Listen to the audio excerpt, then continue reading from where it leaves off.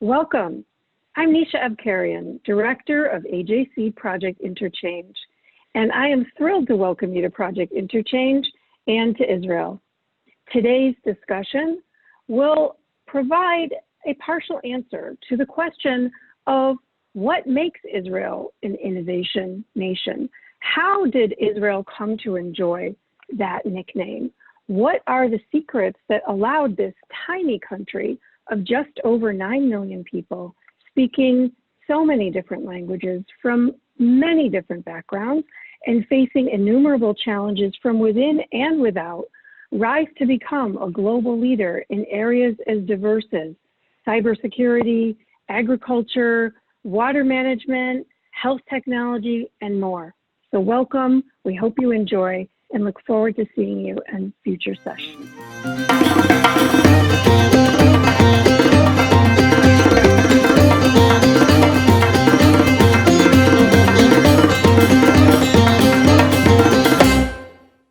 Hello, everybody. My name is Noa Zeldin, and I'm Head of Business Development in ZenCity. ZenCity is an Israeli startup. We started 3 years ago, and our goal is to support and help the very important work of city leaders, whether they're mayors, city managers, or any other leader in the community. Today, we work with over 140 cities, ranging from small cities of 10 and 20,000 residents, all the way to the most, to the major cities in the US, 5 of the 10 biggest ones. And we met few of the mayors actually through this program in Project Interchange. For example, Los Angeles's mayor, Eric Garcetti, who came to our office last year. And what we do in a nutshell is that we help cities better gauge and better understand residents' feedback coming from all digital sources and better gauge what we call the silent majority. And we know that cities really care about residents' feedback for any type of project they're doing, strategic or tactic. You need to know that the residents understand, they don't have any misinformation, and that the city is able to share the story in the most accurate way possible, and also gauge the result of different messaging strategies. And what we know also is that residents are not participating as much anymore in council meetings or surveys. You get very, very specific section of the community, and it's not real-time data. So what we do is pull data from all digital sources, social media, local media, 311 reports, to show real-time sentiment and feedback coming from all sources, so cities can make data-driven decisions and really gauge the impact of different communication strategies they're doing. For example, this topic is especially interesting now when we're looking at the coronavirus implications. So whether it's reopening the economy, whether it's the availability of tests or masks, and any other decision that needs to be made, the city want to make sure that the residents are listening, are understanding, and are getting the right information. So this is a place where ZenCity was able to support these efforts. And we really hope we can help you through coronavirus implications, but also, in better days where the more strategic projects that you dealt with before are taking place. Thank you. Hello, my name is Nadav Tamir. I used to be diplomatic advisor of President Peres and a diplomat for the State of Israel for many years. And now I'm running the international affairs at the Peres Center for Peace and Innovation.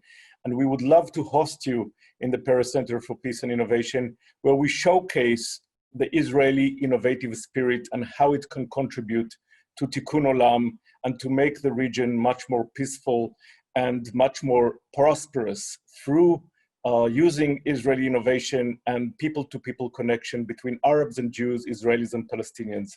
We would love to have you here. Thank you.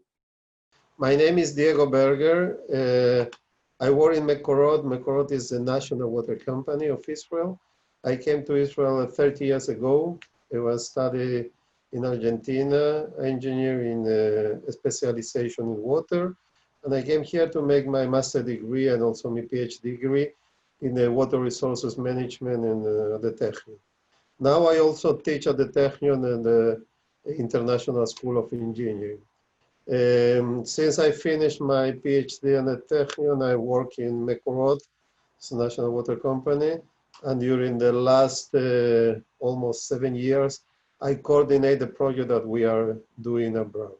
So what is important of the water sector in Israel, because for sure you know that Israel is a startup nation, and all the people came here to buy technologies and that could help to the water sector.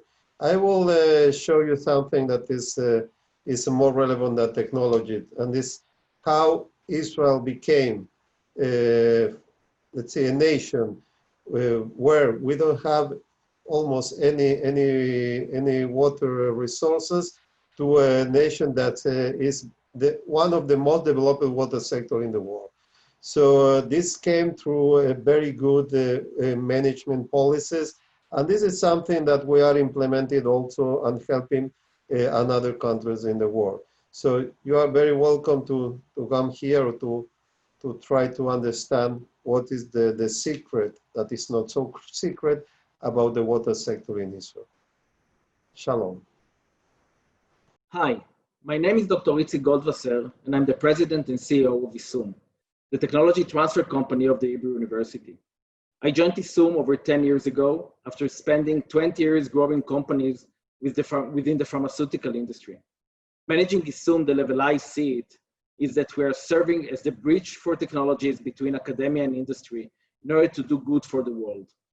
For over 56 years, we at ISUM have been taking the groundbreaking research developed by the top-level professors at the Hebrew University and finding ways to bring this technology from the ivory tower and into the real world.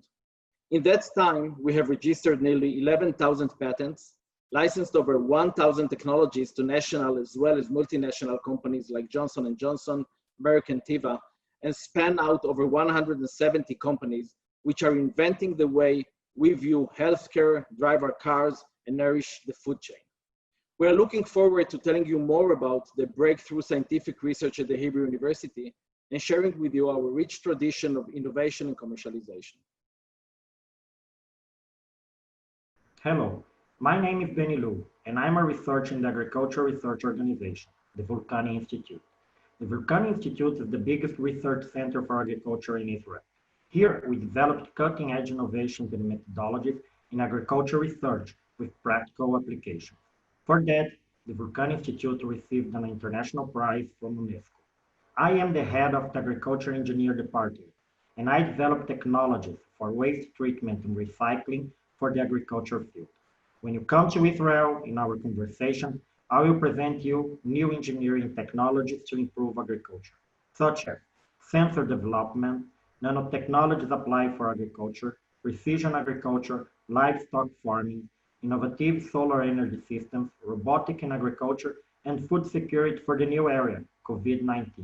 I'm waiting for you here in Israel.